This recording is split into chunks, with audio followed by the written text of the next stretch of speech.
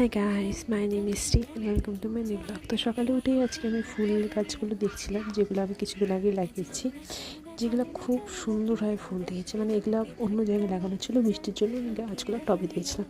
তারপরে আমি রান্না করে চান টান করে খাওয়া দাওয়া করেছিলাম। আসলে রান্না অত কিছু দেখাইনি। খাওয়া দাওয়া করে আজকে ভাবলাম যে একটু বাজারে যাব। তো আমি কিছুদিন আগে কাশ্মীরি চুড়ি নিয়েছি, হ্যাঁ নিজে নিয়েছি, কারণ কেউ দিবে না গাইস।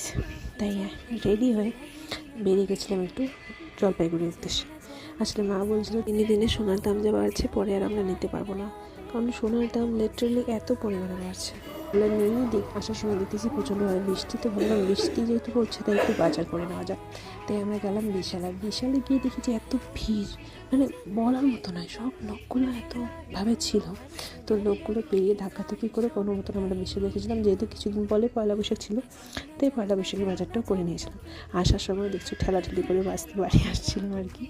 আর এই যে দেখো, বৃষ্টি পড়ার পরে মানে প্রচণ্ড রাস্তা ভিজে গেছিলো, কিছু খেতে পারলাম না।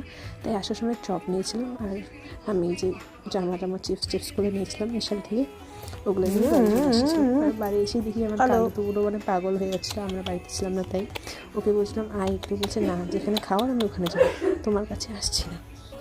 তো এই তো ছিল আজকে আমার ব্লগটা। Tata, bye bye.